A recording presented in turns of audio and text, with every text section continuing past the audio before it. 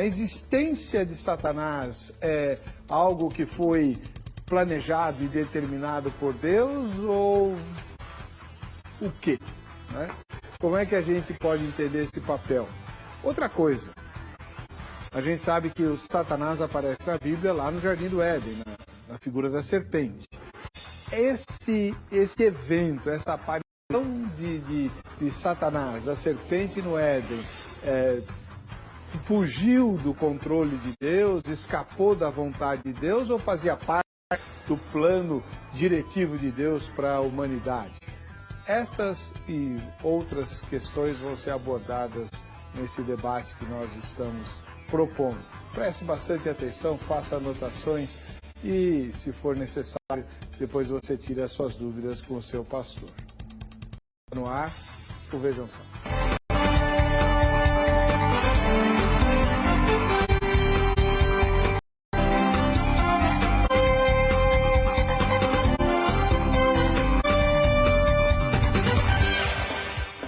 Olá, com alegria recebemos mais uma vez o encargo de conduzir esse debate equilibrado com os tempos no Vejam Só, agradecendo a sua audiência, agradecendo o carinho com que você nos recebe na sua casa e querendo te recompensar de algum modo. A nossa patrocinadora, a Agrade, tem um presente para você que votar na enquete e for sorteado ou sorteada. O endereço eletrônico para você fazê-lo é o vejamsó.com.br.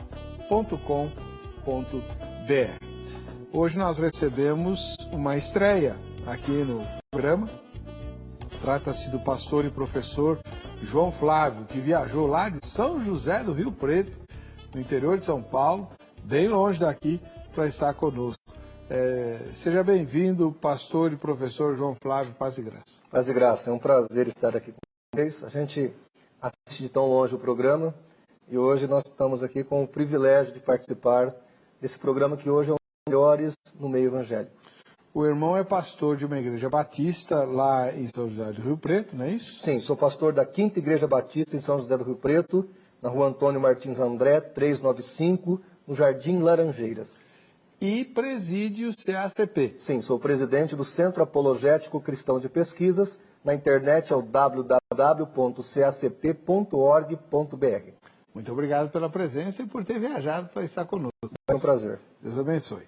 Do outro lado, nosso parceiro aqui no Vejam Só, o pastor Marcos Granconato, que dispensa apresentação, visto que ele já esteve, ele frequenta assiduamente os debates de terça-feira, né, pastor? Sim. Paz e graça, seja bem-vindo.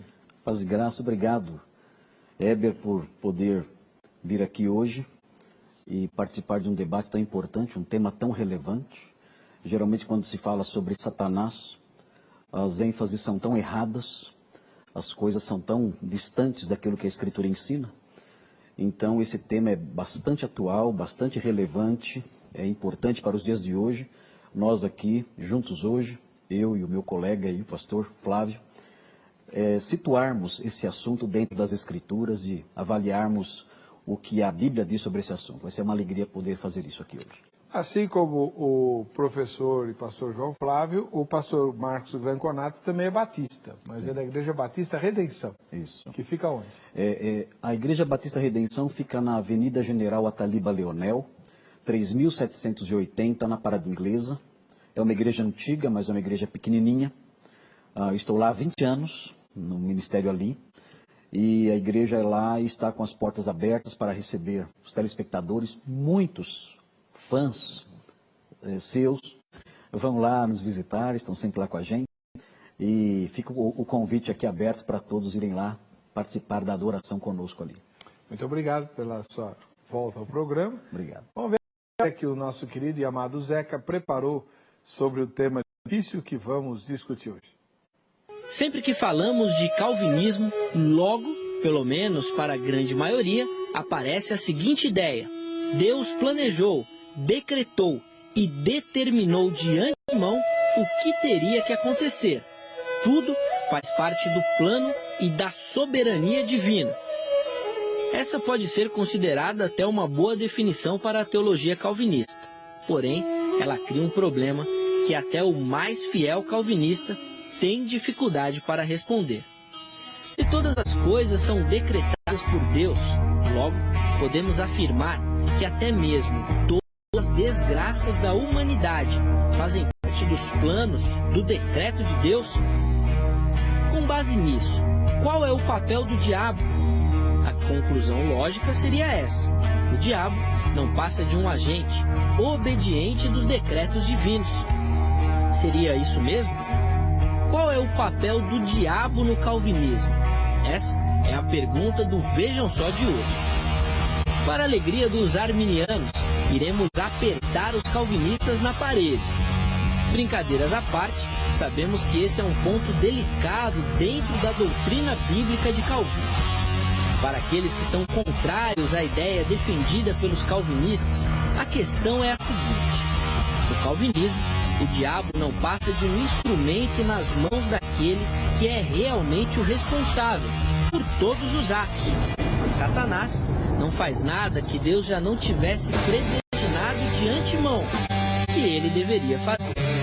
Sendo assim, se há algo de mal no diabo ou em suas atitudes, é muito mais porque Deus determinou que seria assim, do que por qualquer ato livre do diabo, visto que nem mesmo o diabo é livre.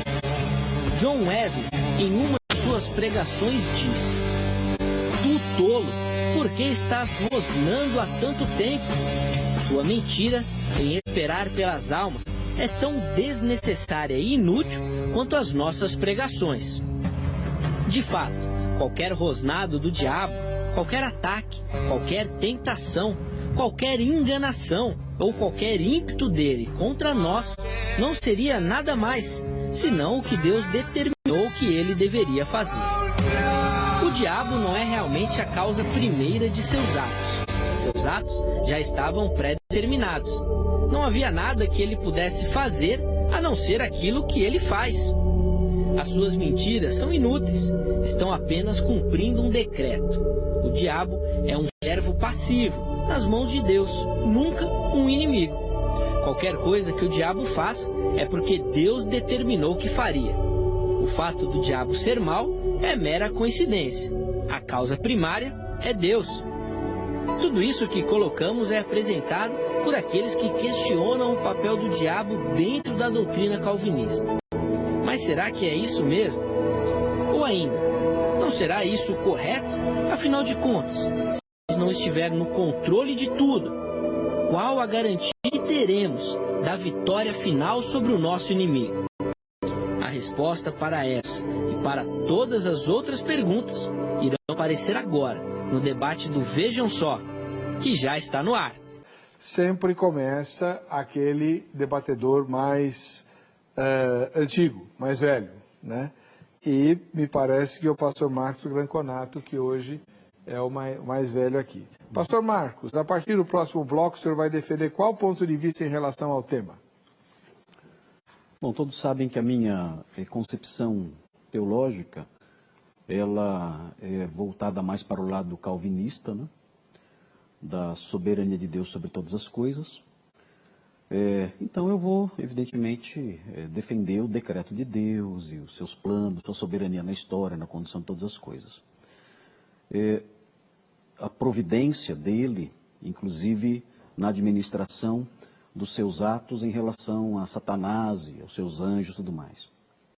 Destacando já de antemão que esse modo de agir de Deus, a sua soberania, os seus decretos, a sua forma de soberanamente conduzir essas coisas, destacando que isso tudo Deus faz sem anular a responsabilidade dos agentes, angélicos ou humanos, e sem se tornar culpado pelas ações desses mesmos agentes angélicos ou humanos.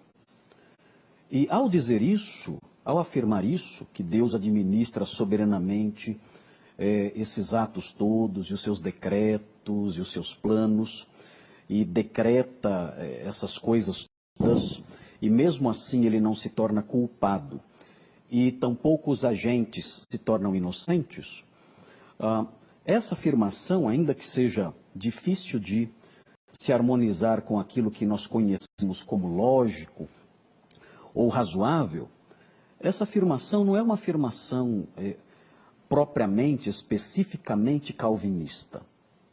Na verdade, o próprio Armínio, quando ele falava sobre a providência de Deus, ele dizia essas coisas.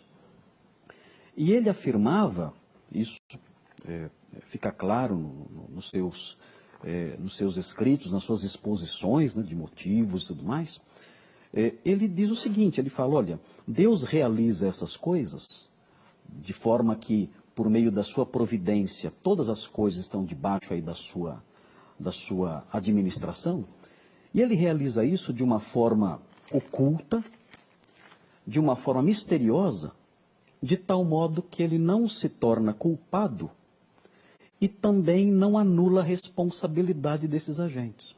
Agora, a forma como Deus faz isso, a forma como Deus realiza essas coisas sem se tornar culpado e sem anular a responsabilidade dos agentes, que é uma responsabilidade real, isso está oculto de nós.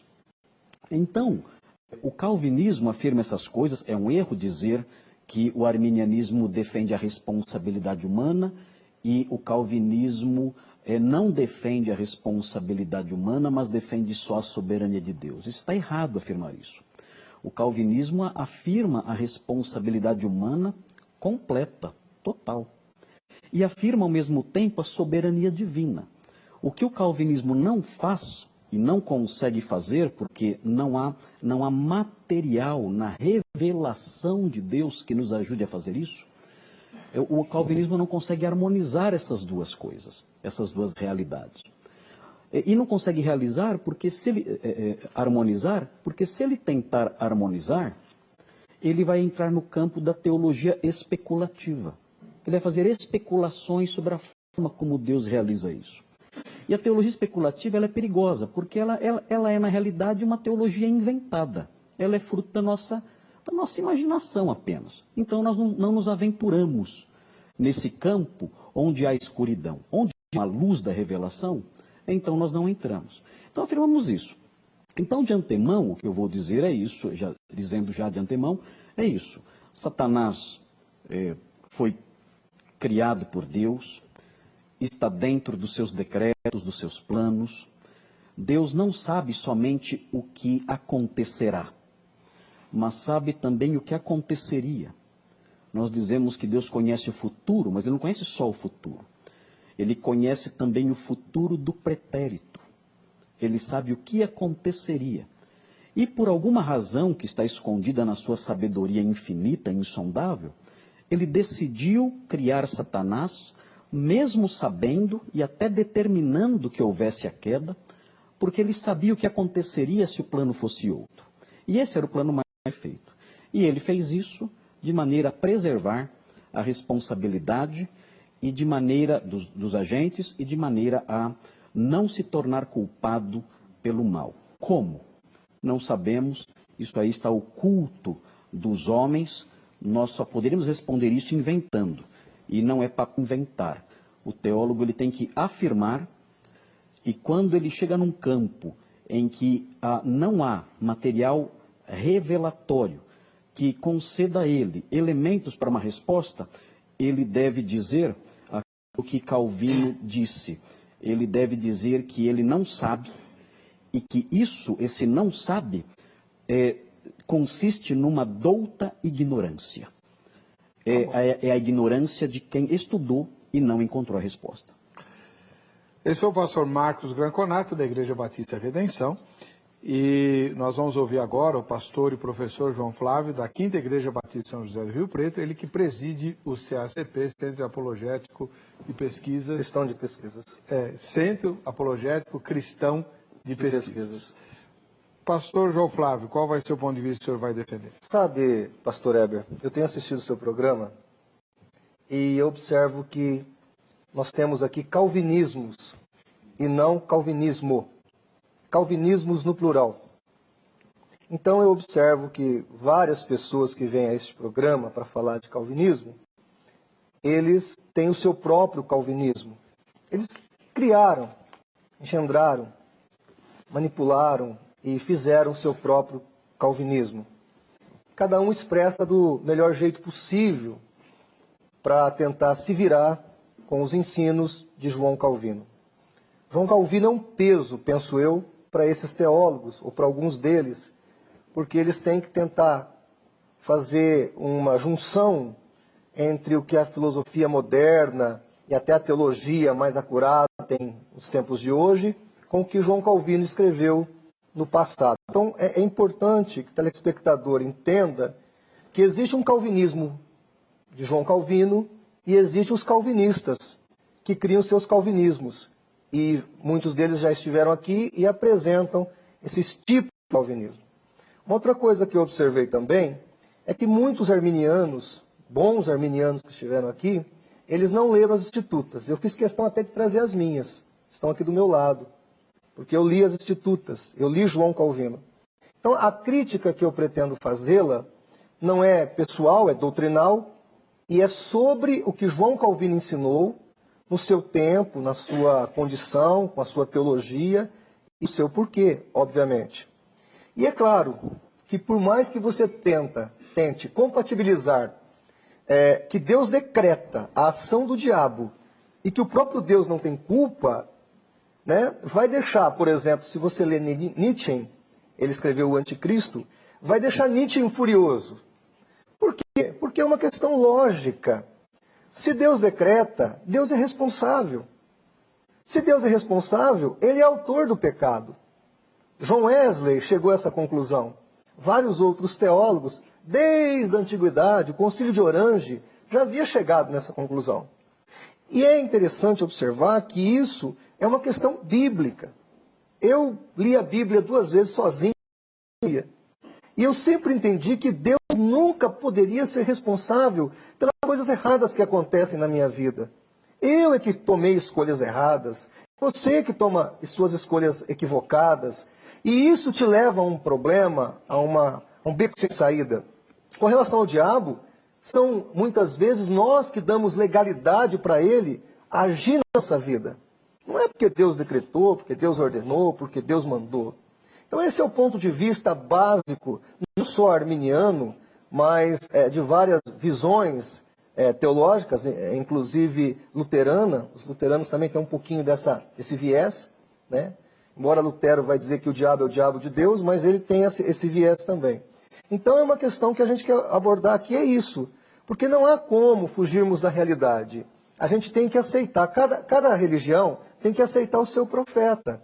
E os calvinistas, não estou falando aqui do pastor propriamente dito, mas os calvinistas eles têm que assumir João Calvino. Ou dizer que não são calvinistas, é qualquer outra coisa. Porque se você é calvinista, você tem que aceitar o seu profeta, que se chama João Calvino. O senhor é o quê? Eu sou arminiano wesleyano. Meu viés é mais para o lado do wesleyanismo. Então é o arminianismo wesleyano. Exatamente. Tá bom. O senhor tem um livro que o senhor trouxe? Tenho. Vamos mostrar ele agora? Aqui. A gente vai mostrar aqui para a câmera 1. Calvinismo recalcitrante. Qual que é o objetivo do livro, pastor? O objetivo é justamente colocar o que é o calvinismo em detrimento da Bíblia e uma refutação teológica sobre a questão do livre-arbítrio, sobre a questão da expiação limitada e ilimitada, sobre a questão da predestinação, na visão wesleyana. Ficou muito interessante esse livro. Seguindo os 5 pontos de Dort ou não? Refutando os pontos. Ah, tá. Muito obrigado. Um é de presente para você. Eu já recebi lá, mas o senhor não fez a dedicatória. Depois faz, porque aí eu posso mostrar para o pessoal que vai lá na biblioteca. Eu sou um grande amigo do autor, e ele me deu o livro. Né? E é muito legal. Agora, você ouviu os dois sábios, nós queremos você. Vejam-só.com.br é o nosso site, você vai encontrar uma pergunta que você vai responder. Vamos lá. Na sua opinião, o diabo, primeira resposta, é controlado por Deus? Controlado totalmente, é isso que a pergunta enseja. Né? Segunda resposta, tem livre-arbítrio. Né? Ou Deus controla totalmente o diabo, ou você acha que o diabo tem um espaço para agir de forma independente. Terceira resposta, não sei, ou nenhuma das anteriores. Quem votar na enquete né, se habilita a ganhar o presente da Agrade, que é o livro A Jornada de Israel, do Dr. Bailey, né? Tá aqui, deixa eu mostrar. Aqui, vamos lá. Esse aqui é o presente da Academia Teológica da Graça de Deus hoje, tá bom? Um comentário sobre o Antigo Testamento, né, a análise da Jornada de Israel e como ela é interpretada no Novo Testamento, fazendo paralelo com a nossa caminhada de fé cristã. A grade está espalhada no Brasil inteiro e está pronta para receber a sua ligação sobre, para te orientar qual é o melhor curso que você pode fazer na região que você mora. É só você ligar amanhã, no horário comercial, para o telefone que vai aparecer na sua tela. 0 operadora 11 3115 0819. 0 operadora 11 3115 0819. Liga lá amanhã no horário comercial, agora não tem ninguém, né?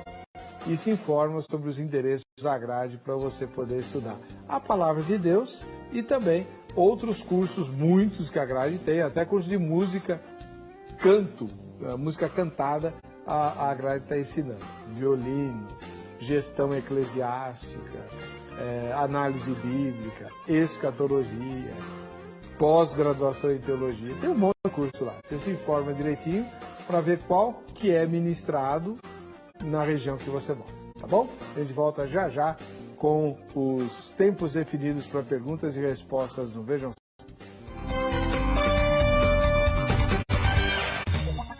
Muito bem, hoje é dia do programa em estilo presidencial, como a gente costuma chamar na produção, né?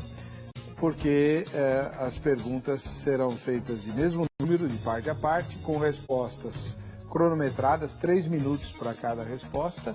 E quem fizer a pergunta terá direito a comentar a resposta também em 3 minutos. E não tem direito à tréplica. Existe uma tentação, ou transforme a tréplica numa pergunta, né? Vamos lá? Pastor Marcos Granconato, da Igreja Batista Redenção, começa o debate. Ok.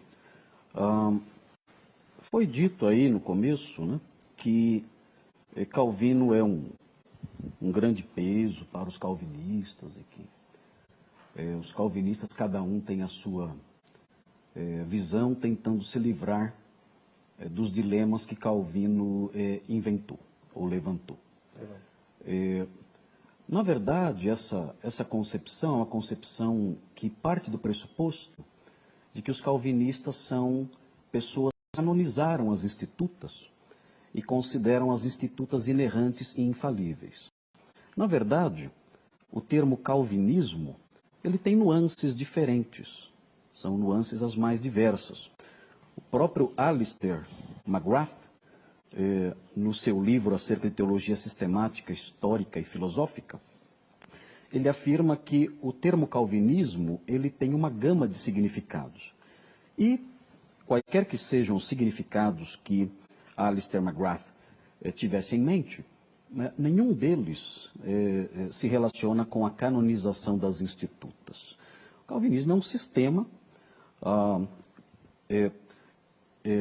que pode ser confundido, pode ser chamado muitas vezes de aliancismo. O aliancismo é chamado de calvinismo, teologia do pacto. Isso foi desenvolvido no século XVII, depois do próprio Calvino. Calvinismo pode ser a teologia de Dort, também, comecinho do século XVII. E calvinismo pode ser o modelo, a estrutura criada pelo próprio João Calvino, presente especialmente na sua obra magistral, que são as Institutas, que é de fato uma obra majestosa, uma obra excelente, uma obra maravilhosa, ainda que não seja uma obra isenta de erros. Então, eu queria deixar isso destacado. Agora, os problemas que surgem com a teologia de Calvino, eu gostaria de dizer que não são problemas que pertencem somente aos calvinistas. E aí é que vem a minha pergunta. O pastor Flávio, ele fala sobre o grande dilema de não tornar Deus o culpado pela origem do mal ou pelo pecado. Como o arminianismo se livra dessa acusação? Porque o arminianismo afirma que Deus não decretou, mas que Deus é presciente e sabia de todas as coisas. O grande problema que nós vemos aqui é que Deus, na questão da origem do mal e da queda de Satanás e tudo mais, Deus não foi somente presciente. Deus também foi um agente. Deus criou Satanás. Isso não é só saber, isso é fazer. Ele criou Satanás livre de culpa, livre de pecado, livre de qualquer impureza. Ele o criou, mesmo sabendo de antemão que ele cairia. Isso também não torna Deus responsável pela origem do mal ou da queda de Satanás? Deus também sabia que Satanás iria cair. Deus sabia que Satanás tentaria Eva. No entanto, ele criou a árvore, criou o jardim, fez o fruto brotar na árvore, criou a serpente, colocou a serpente no jardim, deu o teste para o primeiro casal, depois de ter criado o primeiro casal. Ele fez tudo isso, ele não foi um mero espectador, ele realizou ações. Ele realizou ações que iriam redundar na queda, inclusive com Satanás sendo atuante ali. Então, ele não é só presciente, ele é presciente e agente. Isso também, pela lógica humana, também não coloca Deus como responsável pela origem do mal? Será que esse problema é um problema meramente calvinista? Ou será que esse é um problema bíblico, teológico, geral, que todos aqueles que creem na veracidade das Escrituras têm que enfrentar? Okay. Essa é a pergunta que eu vou fazer ao pastor Flávio. Como isentar Deus, que não somente sabia, mas agiu fazendo, mesmo sabendo? 3 minutos, pastor. Bom, se Deus tivesse criado o diabo, nós não teríamos como isentar Deus. Se ele criou o diabo, ele realmente é culpado, ele realmente é coautor. A Susan Wesley disse o seguinte, ela falou uma frase muito forte, que se Deus manipula o diabo, Deus tem menos caráter que o próprio Lúcifer, que o próprio diabo. Porque se Deus é manipulador, então ele tem menos caráter que a criatura com que ele trabalha. Nós sabemos que quem paga para matar alguém é muito mais mal do que quem matou. Quem foi matar precisava do dinheiro, desesperado, pegou o dinheiro, foi lá e matou. Mas quem manipulou, quem arquitetou o plano, foi outra pessoa. Foi o autor intelectual da coisa. Mas olha que interessante, como a palavra de Deus é maravilhosa e simples. Deus não criou o diabo. Deus não criou Satanás. Deus criou uma criatura santa, uma criatura perfeita.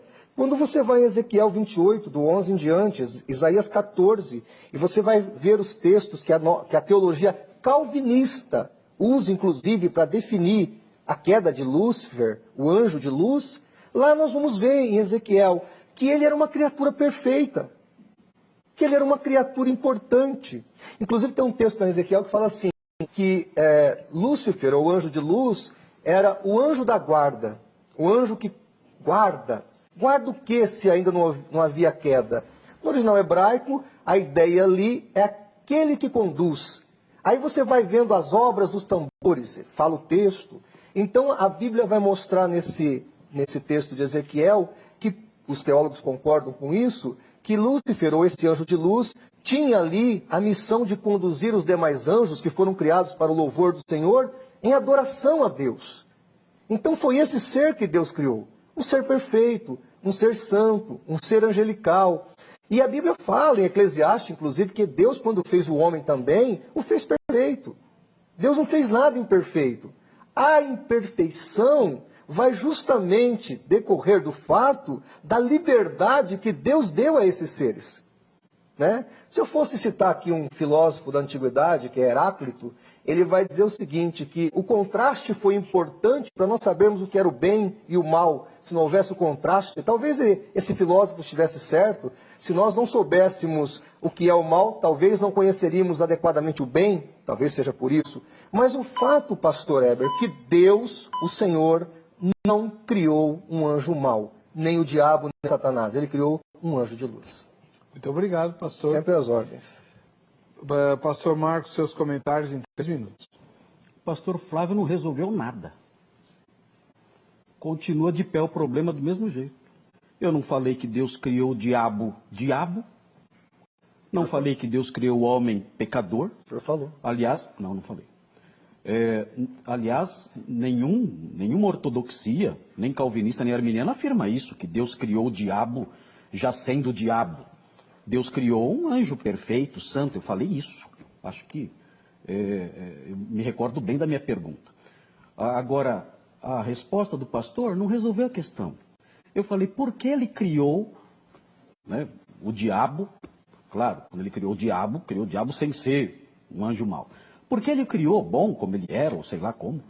Porque ele o criou sabendo que ele iria cair. E como isso isenta? Essa foi a pergunta. E o pastor, ele ficou dizendo apenas que Deus não criou o diabo ruim. Isso aí eu já sabia, todo mundo sabe, isso aí é escola bíblica de férias, né? As criancinhas sabem disso aí.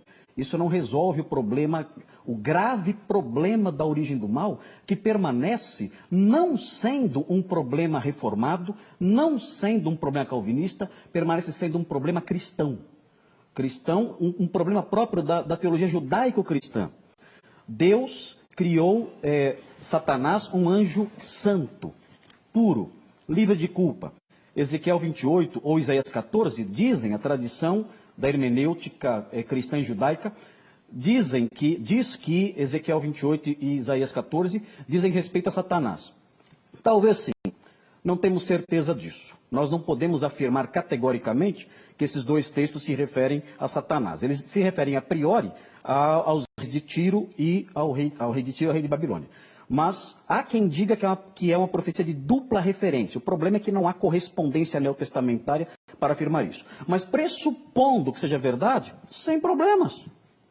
Cremos nisso. Cremos que Deus criou Satanás sendo um anjo puro, santo, livre de mácula. No entanto, Deus sabia que ele iria cair e mesmo assim o fez.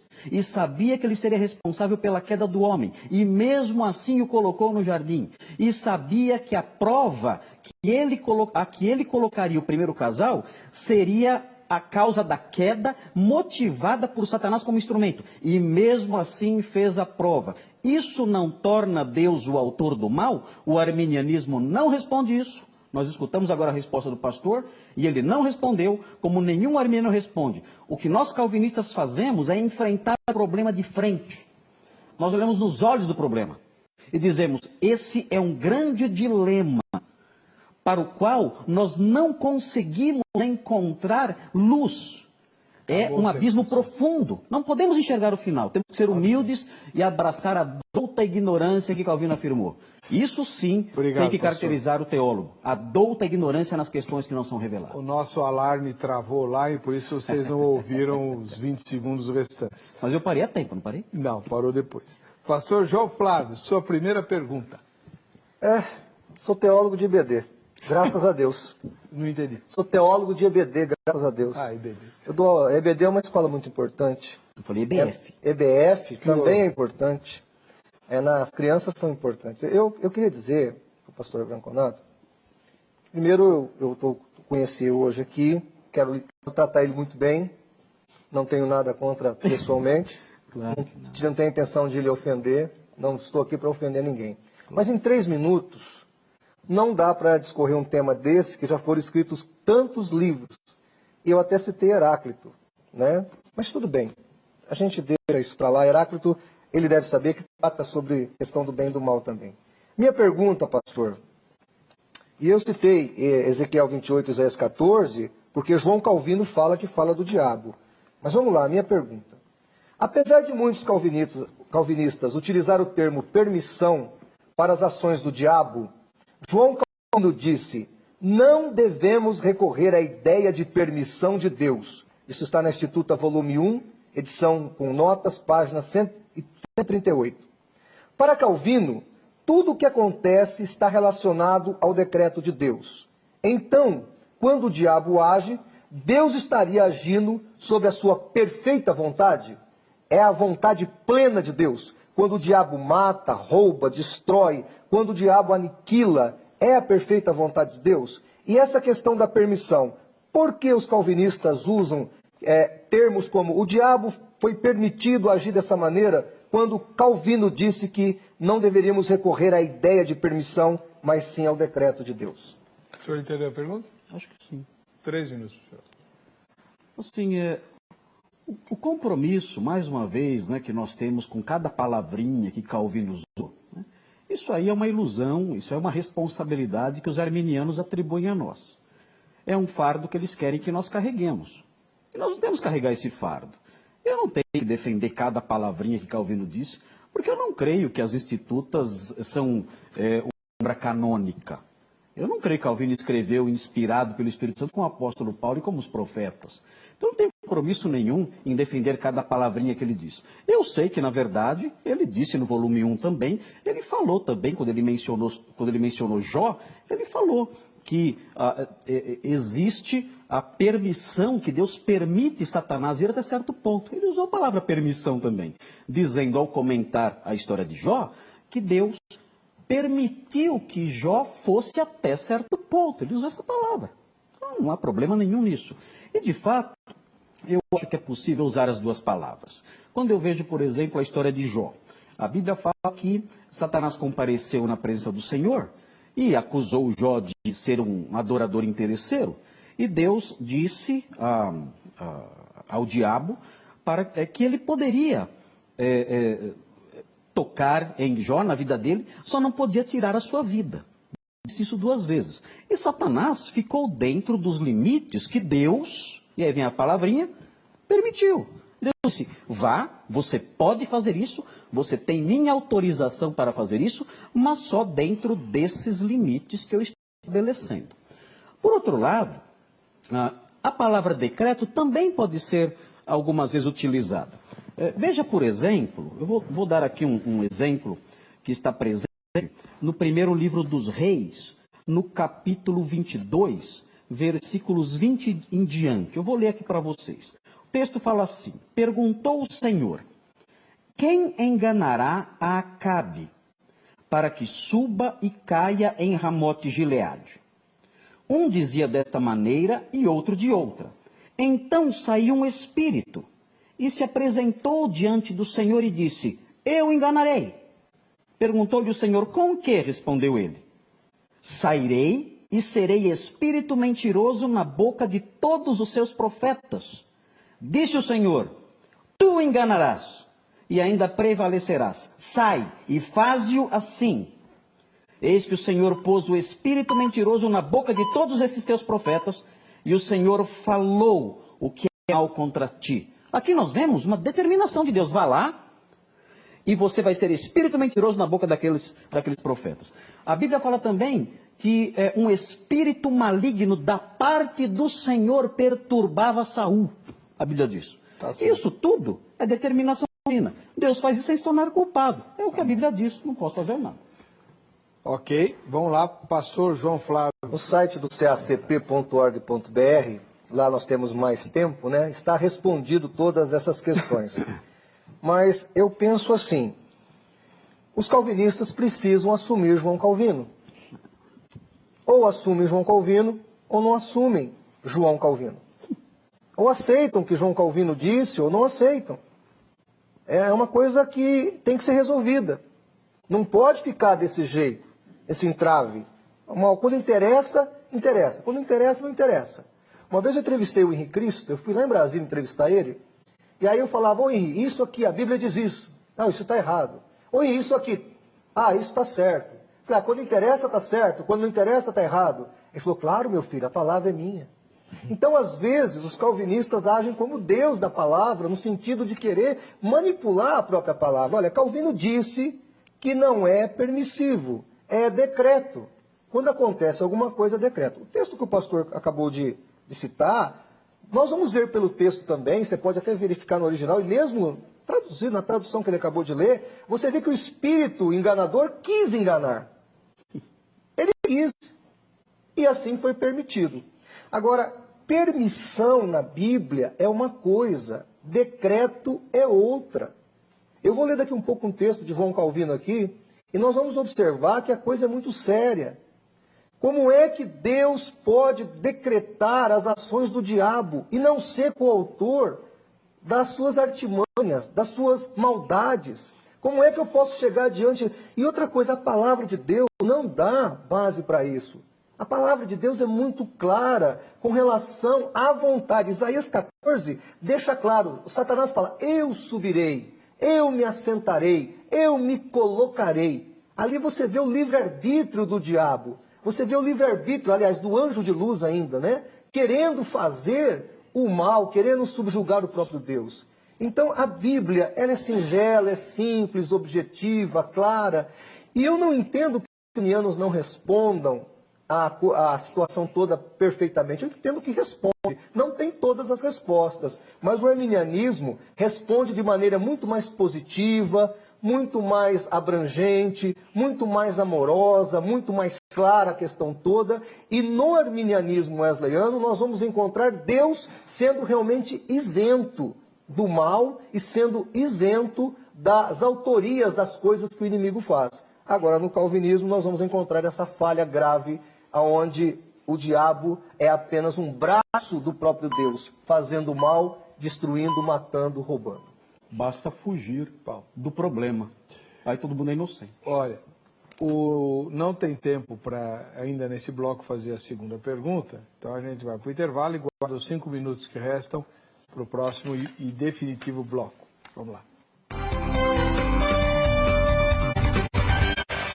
Muito bem, estamos de volta com o terceiro bloco do Vejam Só, hoje discutindo o papel do diabo no calvinismo, representando o pensamento calvinista, o pastor Marcos Granconato, da Igreja Batista Redenção, representando o pensamento arminiano wesleyano, o pastor e professor João Flávio, presidente, né, do Centro Apologético Cristão de Pesquisas, do CACP.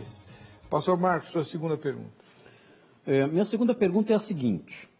A Bíblia diz em 2 Coríntios 12, de 7 em diante, fala assim, Paulo dizendo, e para que não me ensoberbecesse com a grandeza das revelações, foi-me posto um espinho na carne, mensageiro de Satanás, para me esbofetear, a fim de que não me exalte.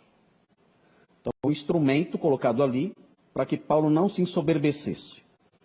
Por causa disto, 3 vezes pedi ao Senhor que o afastasse de mim.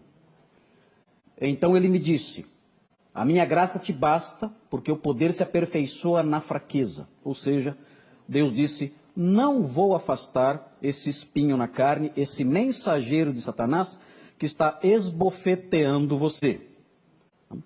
Ou seja, Deus está usando o diabo aqui para manter o seu servo dentro da humildade. A Bíblia fala que Satanás, um espírito maligno da parte do Senhor, possuiu Saul e o atormentava, e o texto é enfático e não deixa margem de dúvida na expressão um espírito da parte do Senhor o atormentava, ele fazia loucuras e até tentava matar Davi.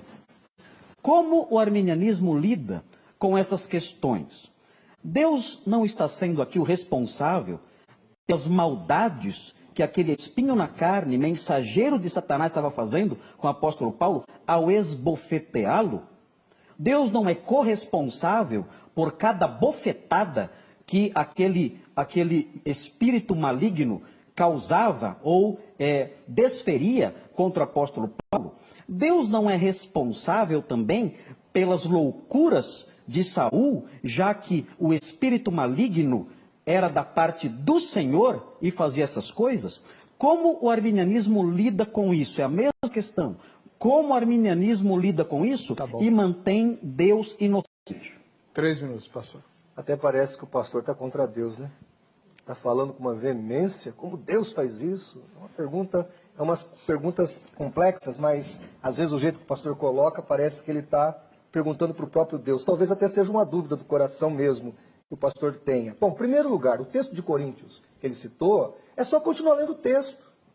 O mensageiro que esbofeteava Paulo, ele vai falar, são os falsos irmãos, eram os fariseus, os saduceus, está no contexto exegético. É É só ler o texto. É o mensageiro de Satanás? É, só o senhor ler o texto. Está lá escrito. Ele vai falar dos falsos irmãos, dos falsos obreiros, dos fariseus, dos saduceus, dos religiosos judeus. E esse espinho de Satanás, que são os falsos irmãos, muitos pastores passam por isso na igreja. Né? Quantas vezes o pastor ora, meu Deus, me livra daquelas pessoas que me perseguem na igreja. Muitos pastores falam isso, reclamam disso, mas eu acho que isso é uma experiência que Deus quer que nós tenhamos e Deus não vai livrar-nos dessa situação. Nós vamos passar por isso. Nós vamos ter que enfrentar isso. Então, é claro que existem outras interpretações do texto de Paulo em Coríntios, mas a maior parte dos teólogos vão dizer que o espinho na carne de Paulo ali, os falsos irmãos, a perseguição que ele passava, toda essa circunstância contextual que ele vivia, que o senhor sabe que não foi fácil, Paulo. Paulo foi apedrejado, Paulo foi morto, Paulo ressuscitou, Paulo sofreu muito, ou ele foi tido como morto, né? Ele passou por várias situações bastante complexas. Com relação ao texto do Velho Testamento, o arminianismo, o wesleyanismo responde com a palavra permissão. Sempre permissão. E por que eu foco nessa palavra, pastor Heber? Porque é muito, muito, muito diferente eu permitir alguém de fazer alguma coisa e eu decretar que alguém faça alguma coisa. É muito diferente. Há uma enorme distância entre as duas palavras. E que nós observamos aí, que o pastor até citou muito bem, o próprio João Calvino às vezes tenta intercambiá-las, mas isso é para engodar quem está lendo ou quem está ouvindo. Porque é diferente as palavras. Quando eu decreto alguma coisa, eu quero aquilo, eu mandei fazer. Quando eu permito, é diferente. Eu apenas deixei que acontecesse. E nós entendemos que muitas vezes o mal age na vida das pessoas porque o próprio homem acaba dando liberdade para que o maligno ataque. A Bíblia fala, se permanecermos na luz, o maligno não ataca. Se permanecermos na verdade, João vai dizer, o maligno não ataca. Mas quando saímos da verdade, quando saímos do princípio bíblico, nós abrimos brecha e aí o inimigo ataca. Tá bom, obrigado. Pastor Marcos, seus comentários. Não existe nenhuma base nos textos que eu li para falar de permissão, sei lá o que. Isso é uma inferência conveniente apenas. Isso aí foi inventado, acabou de ser inventado, para se livrar do velho problema. Na verdade, a Bíblia fala, com relação a Saul, que um espírito maligno da parte de Deus atormentava. O texto deixa claro, quando diz da parte de Deus, que foi o próprio Senhor quem o enviou. É isso. E era uma forma de punir o próprio Saul. Não é que um espírito teve lá o seu livre-arbítrio e, independente da determinação de Deus, foi lá e fez o que fez. O texto deixa claro que nada disso. Então é fácil criar um termo permissão e tentar fugir do grosso do problema. A palavra permissão, como eu já disse aqui, não isenta Deus de nada. Se alguém quer defender Deus que não precisa ser defendido, Deus não, eu posso afirmar tudo que eu afirmo aqui sem ter que defender Deus. Eu não tenho que defender, Deus faz o que Ele quer. No calvinismo, Deus não tem que ser defendido. No arminianismo, sim, eles tentam defender Deus. Eu não preciso fazer isso. Eu afirmo com segurança tudo que estou afirmando aqui, sabendo que Deus é soberano, Ele faz o que Ele bem entende. Eu não tenho que defendê-lo. Eu afirmo o que está escrito e ponto final, tranquilamente. E a Bíblia diz isso. A Bíblia diz que Deus, da parte dele, um espírito perturbou Saul. E Deus faz o que Ele quer, Ele é Senhor de tudo, de todas as coisas, e Ele faz isso sem se tornar culpado. O texto de 2 Coríntios 12 fala que, independentemente de se esses instrumentos eram irmãos ali que estavam perturbando Paulo, ou sei lá, falsos profetas ali presentes, o fato é que havia uma atuação demoníaca lá. Tanto que ele usa a expressão mensageiro de Satanás. Se esse mensageiro de Satanás estava movendo homens ali na igreja, falsos mestres, para perturbar Paulo, isso é secundário. O fato é que esse mensageiro estava ali atuando sob a determinação de Deus, sob a permissão e determinação de Deus para manter Paulo humilde. Estava sendo um instrumento de Deus.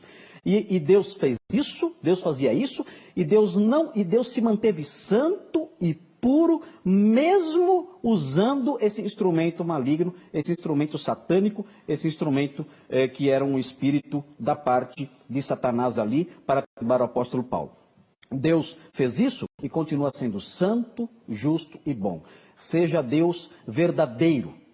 E todo homem, e todo espírito, eu posso completar, seja mentiroso. Eu não tenho que defender Deus, não tenho que sair em busca da defesa dele. Não, eu apenas afirmo a sua palavra e creio que ele é soberano, ele realiza o que quer, ele usa o mal segundo os seus propósitos, ele não precisa ser defendido, não tem que ser advogado de Deus. Não, os arminianos têm que fazer isso. Eles tentam fazer isso, mas não conseguem, Obrigado, dão respostas que não satisfazem a lógica que eles tanto querem satisfazer. Agora é a vez do senhor responder. O pastor João Flávio fez uma única pergunta, o senhor já fez duas, então agora ele vai fazer a segunda pergunta dele. Em primeiro lugar, é difícil a gente ter que falar de um tema tão abrangente com tão pouco tempo, né? É um tema muito abrangente, tá certo? E é bastante complexo. Então eu vou tentar aqui me deter no tema e não nas provocações. Eu não posso, inclusive, até por uma questão de ética, nós somos da mesma ordem, eu provocar e desrespeitar o meu colega. Mas a questão que nós elaboramos aqui é a seguinte: se o diabo só faz o que Deus determina, então para que Jesus, que sempre fez a vontade do Pai, se manifestou? Aí eu cito o texto de 1 João 3,8. Para isto o Filho de Deus se manifestou, para desfazer as obras do diabo. Olha, Jesus contra a vontade de Deus. Está vendo, pastor Heber? A primeira parte da pergunta é Se o diabo só faz o que Deus determina, então para que Jesus, que sempre fez a vontade do Pai, se manifestou? já que ele veio desfazer. Desfazer, que ele vai lutar contra o próprio Pai? 3 minutos, pastor Greconato. Essa pergunta serve para qualquer coisa. Qualquer coisa. Eu posso transformá-la no que eu quiser. Eu posso falar assim: por que Deus criou o homem, sabendo que o homem iria pecar, e depois enviou seu filho para salvar o homem? Qual é a lógica disso? Tem resposta. Qual é a lógica disso? Porque eu faço o homem, coloco o homem à prova, sabendo que o homem iria cair, e depois eu envio o meu filho para salvar o homem que eu, na realidade, criei sabendo que iria cair. Ou seja, eu criei um problema, eu criei um imenso problema, e aí, sabendo do que iria acontecer, sabendo que esse problema seria criado, eu vou lá e crio esse problema, sabendo que depois teria que enviar meu filho para desfazer o problema que eu sabia que eu estava criando. Qual é a lógica disso? A pergunta é uma pergunta que ela anda em círculos. Ela anda em círculos. O que nós sabemos é isso. O que nós sabemos é que Deus tem um plano. Esse plano de Deus envolvia o quê? Envolvia a criação do homem, envolvia a criação de Satanás, envolvia a queda de Satanás. A Bíblia fala dos anjos eleitos, ou seja, existem anjos não eleitos. Então envolvia a queda de Satanás, envolvia a queda do homem, envolvia o envio do seu filho, mesmo apesar de todo o sacrifício que seria necessário, envolvia a salvação pela fé no seu filho, envolvia o crente lutar contra o pecado e contra Satanás, envolvia o Filho do Homem desfazer as obras de Satanás. O seu plano envolvia tudo isso. Agora nós podemos dizer, por que, se havia inúmeras outras possibilidades, Deus escolheu esse plano que envolvia tudo isso? O porquê de Deus ter escolhido esse trajeto, essa trajetória, está na sua sabedoria infinita. Deus decidiu, na sua soberania infinita, construir a história desse jeito. Desse jeito, Deus pôde mostrar a todo o universo, angélico e humano, a sua misericórdia, a sua ira, a sua graça e a sua infinita sabedoria. Em Romanos 11, por exemplo, a Bíblia fala que Deus endureceu os corações dos judeus e depois os provocou em ciúmes com os gentios para que os judeus crescem de novo. Que lógica existe nisso, em ficar fazendo e desfazendo? Paulo fala, olha, isso aí é uma demonstração da sua infinita sabedoria. Ele termina o capítulo 11 dizendo, ó profundidade de riqueza, que sabedoria infinita. Ele poderia fazer de outro jeito, mas ele decidiu fazer desse jeito. E a resposta a isso reside na sua infinita sabedoria, que decidiu que essa forma de agir seria uma forma de agir que manteria a sua glória. Bom, Pastor, posso falar a mais que ele falou também? o senhor vai ter 30 segundos a mais no seu Tem um comentário. sinalzinho antes, aí não preciso. Veja bem, Não o tá pastor tocando citou no Romanos final. 11, ele não leu 2. O capítulo 2 de Romanos fala o porquê Deus entregou o coração das pessoas para serem endurecidas. Lá está escrito. Quem está lendo, quem está ouvindo aqui, quem está assistindo o debate, está percebendo que eu estou tentando responder as perguntas e eu sei que é difícil respondê-las. Agora, quem está fugindo das perguntas não sou eu. Eu estou fazendo a pergunta para o pastor, eu gostaria de uma resposta. Resposta não foi dada. Resposta não está aqui. Ela não foi, nenhuma tentativa de dar a resposta foi feita. Mas eu queria que quem está em casa prestasse atenção, porque tem muita gente virando calvinista, prestasse atenção no que você está virando. Amém. A pessoa tem que saber qual é o Deus que ela está servindo. Eu vou ler o que Calvino escreveu na Instituta, no caso aqui em PDF A1.16. Calvino fala assim: imaginemos, por exemplo, um mercador que, havendo entrado em uma zona da mata com um grupo de homens de confiança, imprudentemente se desgarre dos companheiros, em seu próprio devagar seja levado a um covil de salteadores, caia nas mãos dos ladrões, tenha o pescoço decapitado, sua morte não fará meramente antevista, não será meramente antevista pelo olho de Deus, mas além disso é estabelecida por seu decreto. Eu queria saber qual é o pastor calvinista que chega diante de uma mãe que teve o filho de 5 anos de idade estuprado, esquartejado, violentado, abusado, aquela mãe que chega diante do pastor e fala: pastor, perdi o meu filho, o ladrão pegou lá, o salteador pegou o meu filho, o estuprador, matou, esquartejou, violentou, fez todo o mal, e esse pastor vai olhar para essa mulher e falar: minha senhora, aconteceu tudo isso para o beneplácito de Deus. O diabo que agiu ali foi a mão de Deus. Deus ficou feliz lá no céu, sentiu orgulho, ficou grato com isso que aconteceu. Eu queria saber qual é o pastor que tem coragem de falar isso para uma mãe fragilizada, para uma mãe que chega diante do pastor, compartilha uma tragédia dessa, se ele vai falar esse tipo de coisa. E eu, como apologista, pastor, às vezes eu escuto alguns calvinistas aqui falar, me dá até um arrepio na espinha, porque eu combato muitos ateus, eu vou muito para o campo de batalha, e a Bíblia manda batalhar pela fé que uma vez foi entregue aos santos. Judas, versículo 3. Deus pede para que nós batalhemos. E eu fico assim pensando: meu Deus, quanta ferramenta esses calvinistas dão para os ateus virem contra nós, os evangélicos, os cristãos, atacarem a nossa fé, não propõem solução. E eu queria te falar uma coisa: eu tenho fé, tenho vontade ainda de escrever uma tese de mestrado sobre o ateísmo que impera na Europa, que hoje é só 5% de europeus que são protestantes, que outrora eram calvinistas. Esse calvinismo que teve um momento ali na Europa, que ele, na hora do iluminismo, ele causou tanto ateísmo, tanto ceticismo. E eu acho que o pastor Graconato, se me permitir, deveria tomar cuidado com algumas colocações, porque as pessoas mais frágeis na fé, com certeza, podem ter a sua fé diluída nesses argumentos que, ao meu ver, são argumentos terríveis. O senhor usou os 30 segundos Obrigado. a mais. Pastor Marcos, sua última pergunta, e tem que ser bem rapidinho, que nós estamos no limite do tempo. Ok. O que nós diríamos para a mãe dos primogênitos egípcios? O que diríamos para a mãe dos primogênitos egípcios? Que os seus primogênitos morreram, que os primogênitos morreram por quê? Quem mandou matar? Crianças pequenininhas, inocentes. O que o pastor egípcio diria para aquelas mães? É algo a se pensar também. Ele diria a verdade ou iria enganá-las com uma falsa paz? Qual é a pergunta, pastor? A pergunta é a seguinte: o diabo tem livre-arbítrio? Se ele tem livre-arbítrio, ele pode se arrepender? Se ele pode se arrepender, isso não frustraria a profecia bíblica que fala que ele será lançado no lago de fogo e enxofre? Se ele tem livre-arbítrio e, consequentemente, pode se arrepender, isso não contrariaria Hebreus 2,16, que diz que Deus não socorre a anjos?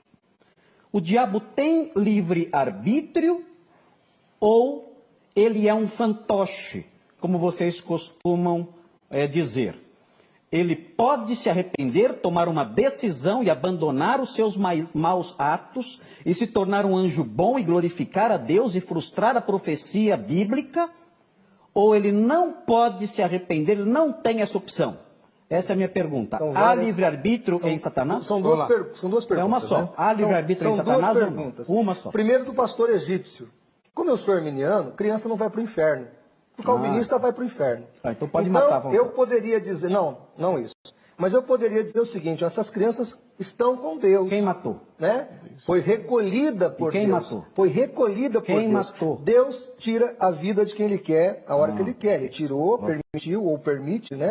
Nós acreditamos nisso. Então, eu acredito que há uma resposta para a mãe egípcia. Não né? aliviou nada.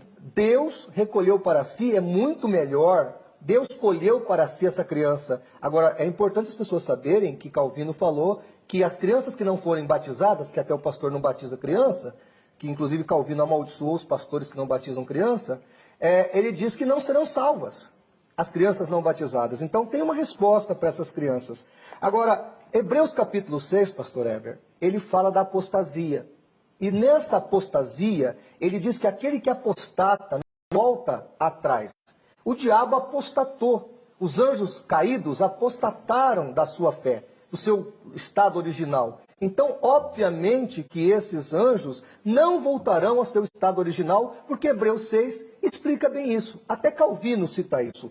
Com relação ao diabo ter livre-arbítrio, eu vou citar Calvino. Calvino diz assim: de fato, quando institui que Satanás não persistiu na verdade, implica que outrora estivera nela. E quando o faz pai da mentira, lhe exime isto, que não se impute a Deus a falta do qual ele, o diabo, mesmo foi a causa. Ou seja, pecado autocausado. Então, pelo menos antes da queda, eu entendo aqui que Calvino está dizendo que o diabo teve liberdade para agir. Na Instituta número 1, na página 137, o Calvino vai dizer que o Adão teve livre-arbítrio. Então, nós estamos vendo aqui que o diabo, provavelmente também, pelo que o Calvino está dizendo, tinha esse livre-arbítrio antes da queda. Claro que hoje, depois da queda, ele apostatou, ele não vai voltar atrás, e ele decide muitas coisas que quer fazer. Obviamente que a soberania de Deus restringe algumas ações do diabo, e o livro de Jó mostra isso. Não quer dizer que por Deus restringir até certo ponto o diabo, ele não é criador de muitas das suas maldades. Ele é, e assim ele faz, e assim ele procede. Seus comentários, pastor. Todos nós afirmamos que Satanás tinha livre-arbítrio antes da queda, antes de cair. Todos nós afirmamos que Adão tinha livre-arbítrio antes da queda. A perda do livre-arbítrio é decorrente da queda. Agora, pela resposta que o pastor deu, então fica claro para mim, estamos de acordo, Satanás não tem livre-arbítrio. Ele não pode se arrepender. E o pastor afirmou isso aí, estou satisfeito com a resposta, concordo com isso. Satanás não tem livre-arbítrio. Agora, como lidar com isso e dizer que Satanás não é um fantoche, se ele não tem poder de decisão, se ele não pode decidir abandonar o mal, abandonar as suas práticas erradas? Como lidar com isso e dizer que Satanás ainda tem livre-arbítrio, como muitos arminianos afirmam? E essa questão do livre-arbítrio é uma questão muito estranha, porque os arminianos dizem que se nós não temos livre-arbítrio, nós somos fantoches. Eu não sei como os arminianos lidam com isso, porque me parece que no céu, nós, os crentes, ali presentes no céu eternamente, nós não teremos a opção de desobedecer. Nós não teremos a liberdade de tomar uma decisão e desobedecer a Deus e não louvá-lo mais e não glorificá-lo mais. Essa ausência de liberdade de fazer o que eu achar melhor, escolher entre o bem e o mal, essa ausência não é também a falta do livre-arbítrio?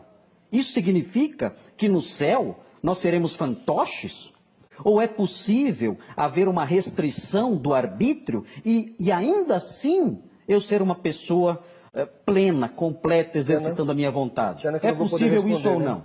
Então, os arminianos atacam esse aspecto do livre-arbítrio, mas não lidam com os problemas que isso gera. Lida, pastor. E vivem oferecendo respostas insatisfatórias, porque as respostas que buscam eles tentam encontrar na razão humana. E a razão humana não consegue oferecer essas respostas. Consequentemente, os arminianos acabam fazendo esse papel de rodear, né, o problema e não cair no centro do problema e nunca satisfazer o coração daqueles que perguntam. Tem Muito resposta, bom. né? Pastor João Flávio, estou estourando no tempo. A última pergunta do senhor. Então tá bom. Em primeiro lugar, tem resposta. Todas as questões que o pastor colocou, tem resposta, são respondidas. A questão do céu, a questão do apóstata, isso tem resposta. E eu não disse que o diabo não tem livre escolha e um arbítrio. Eu disse que ele tem um arbítrio limitado. Mas ele tem. Então, Mas vamos lá, meu caro.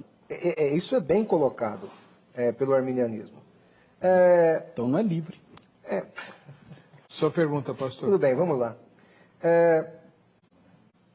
Você concorda que o diabo é o adversário de Deus? Tal conclusão não colocaria Deus e o diabo em pé de igualdade? Isso não seria uma má interpretação da soberania de Deus? Essa é uma questão que eu estou perguntando. Eu quero até que o pastor corrobore comigo, eu vou corroborar com ele, porque nós encontramos algumas pessoas exacerbando o poder do diabo na sua própria vida ou na própria existência. Tem pessoas que dão ao diabo um poder além da conta, que ele na verdade não tem. Então eu queria que o pastor respondesse essa questão. 3 minutos, pastor. Sim, claro. Eu acho que nesse aspecto, eu e o pastor Flávio estamos aqui discutindo bastante aqui, e pode dar que a gente é inimigo, né? Os telespectadores, eles pensam que aqui no programa a gente acaba brigando e quando acaba o programa a gente vira as costas um do outro e não olha mais na cara do outro. Quando na verdade a gente é amigo, nós rimos juntos e tiramos fotografia juntos. Estamos aqui debatendo, e debate é isso aí. Então, nesse aspecto, nós estamos de acordo, teologicamente falando. Cremos sim que o diabo é o adversário de Deus.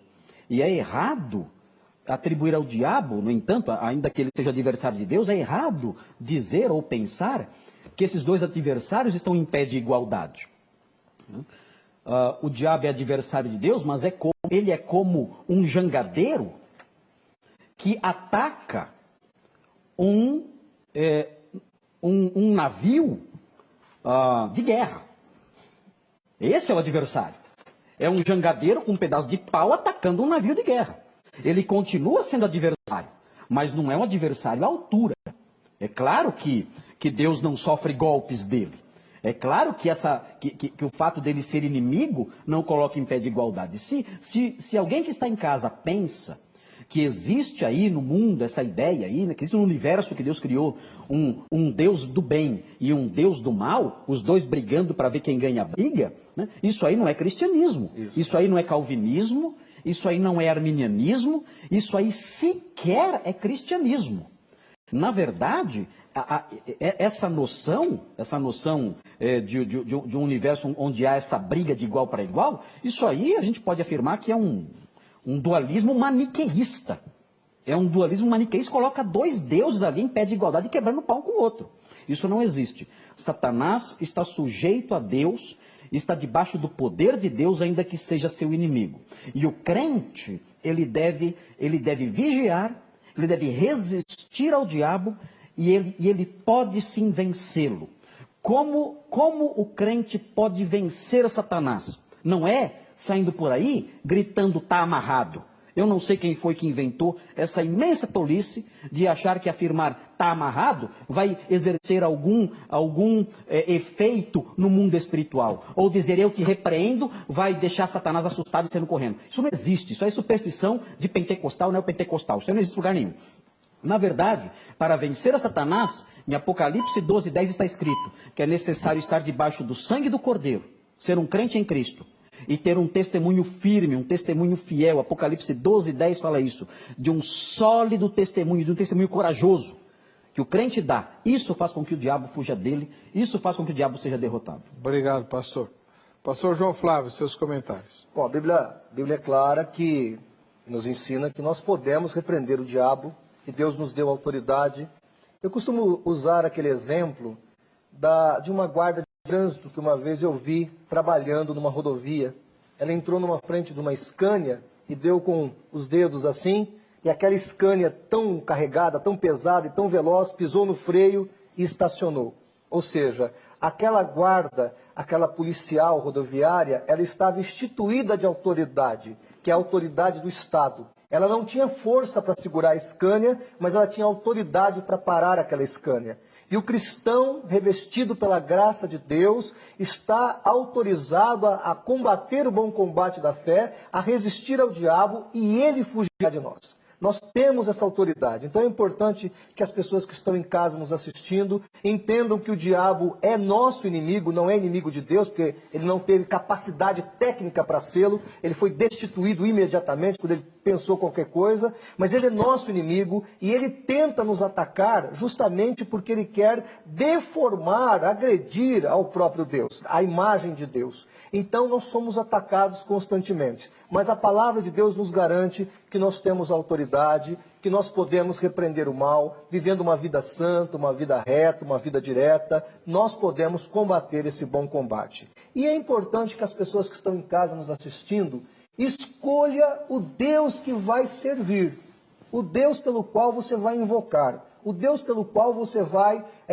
viver a sua vida diária. Um Deus que te ama, um Deus que se manifestou para desfazer as obras do diabo, um Deus que se manifestou para trazer liberdade, graça, virtude sobre a tua vida. E eu quero que você entenda uma coisa. No século IV para o século V, trouxeram uma doutrina que 90% das religiões mundiais acreditam, chamado determinismo, onde as pessoas nasciam destruídas, nasciam agonizadas, debaixo de um fardo existencial que não podia mudar de casta, que não podia mudar de vida, até que apareceu o cristianismo, que mostrou um Deus que mudava a nossa sorte, que mostrou um Deus que quebrava os grilhões que nos cativava, que nos deixava cativos, um Deus que fazia com que nós poderíamos ser criaturas livres na graça do Senhor. E é esse Deus, pastor Heber, que eu prego, que eu acredito, que eu ensino, é esse Deus que se manifestou para trazer vida e vida em abundância. Amém. Nós estouramos muito o tempo, agradeço a presença do pastor e professor João Flávio e também do pastor Marcos Granconato, que estão à disposição de todos os telespectadores pelos contatos publicados no site vejamsó.com.br. Quem ganhou o livro foi o Leandro, aqui de Marília, no interior de São Paulo. A gente vai se encontrar no próximo Vejam Só.